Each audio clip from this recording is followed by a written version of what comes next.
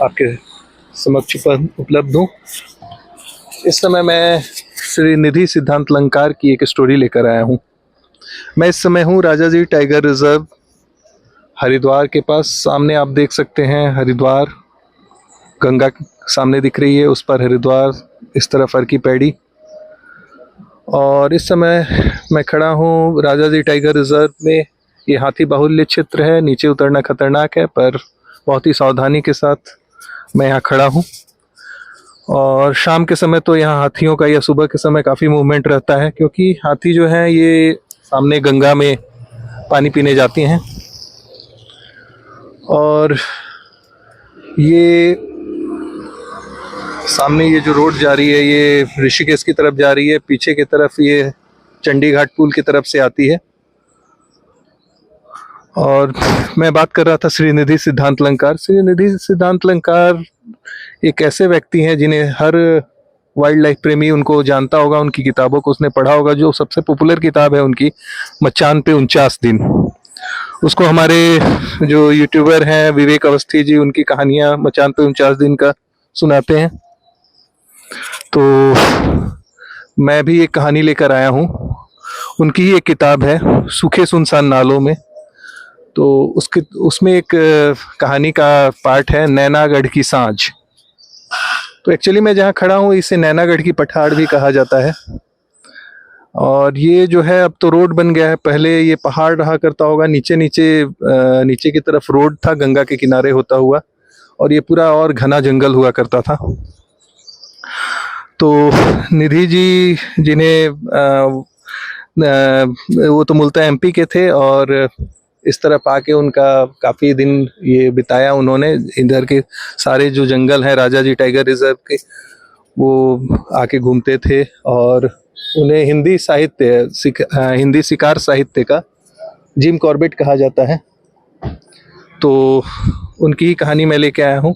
तो एक शाम वो हरिद्वार में गरीबदास की जो धर्मशाला है, अक्सर वहीं रुकते थे वो। तो उनका एक ग्रुप भी था जो कि पूरा साथ आता था, पर उस दिन वो 2 आदमी आए हुए थे। एक उनके साथ थे विपिन।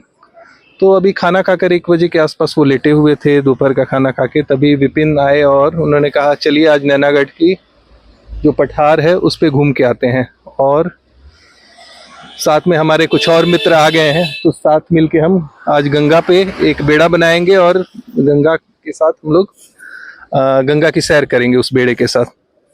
तो 2-3 और उनके दोस्त जो थे वो भी आ गए थे, और सभी साथ मिलके करीब 5 या 6 जने गंगा पार इस पार आए। वो उस समय ये चंडी घाट का पुल हुआ नहीं करता था, और नाव का बेड़ा लगता था। तो नाव के बेड़े से वो पार करते थे, उसका कुछ शुल्क उन्हें देना पड़ता था, और पैदल वो पार हो जाते थे, या फिर गाड़ियाँ या साइकिल वगैरह भी पार होती थी उससे। तो वो पार होके आ गए और इस जंगल में आए। उस समय जैसा कि निधि जी बताते हैं कि उस समय एक इक्कड़ हाथी का आतंक यहाँ हुआ करता था, और वो कई लोगों को ये कर चुका था, घायल कर चुका था या दौड़ा चुका था, और एक आध आदमी की जान भी ले चुका था।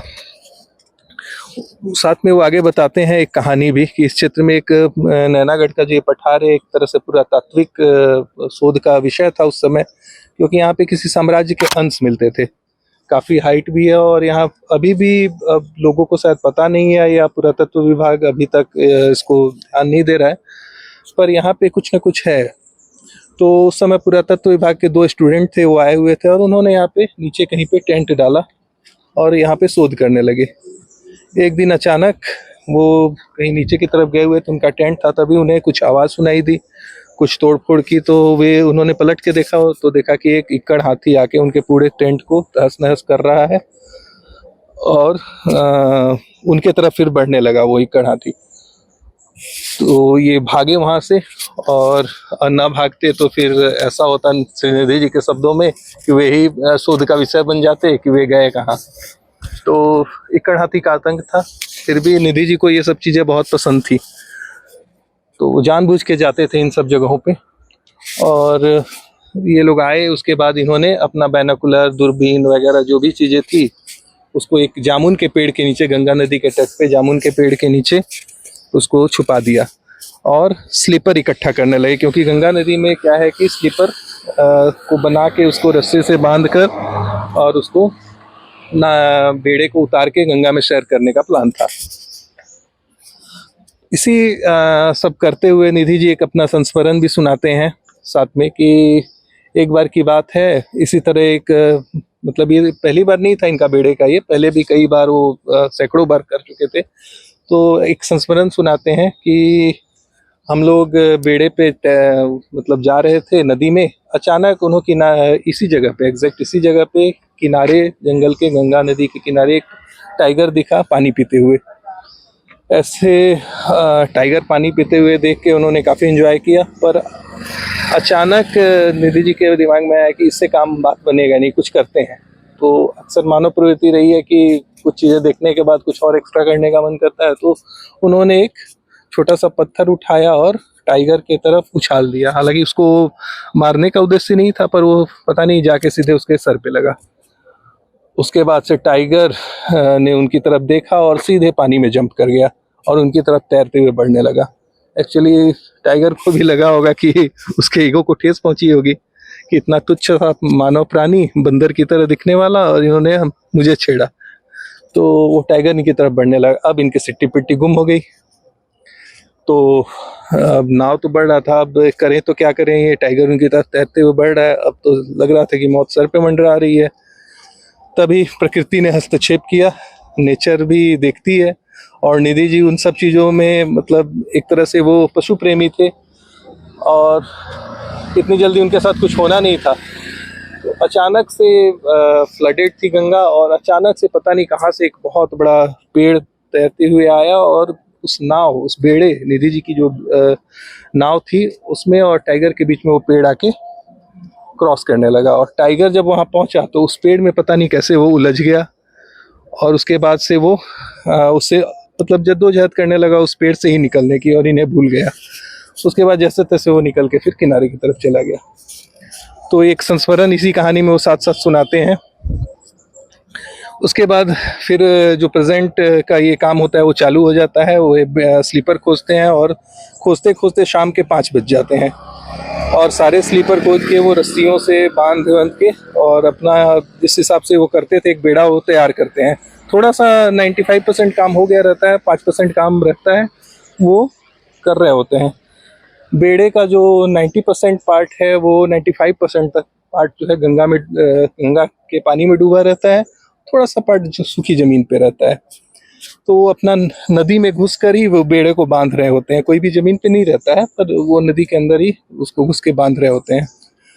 तभी अचानक से सभी आपस में बात कर रहे होते हैं, पीछे की तरफ कोई नहीं देख रहा होता। तो अचानक से बात कर रहे होते हैं, तभी अचानक से बेड़ा अचानक थोड़ा सा उठता है और फिर पानी की तरफ डूब जाता है, फिर उठता है, फिर पानी की तरफ डूबता है। अचानक ये बिना देखे सभी एक साथ बोलते हैं कि अरे यार डिस्टर्ब मत करो। कोई भी ये देखने की जद्दोजहद नहीं करता है कि सारे साथी उनके जो है आपस में वहीं पे मौजूद है, पीछे कोई है ही नहीं, रहता ही नहीं है।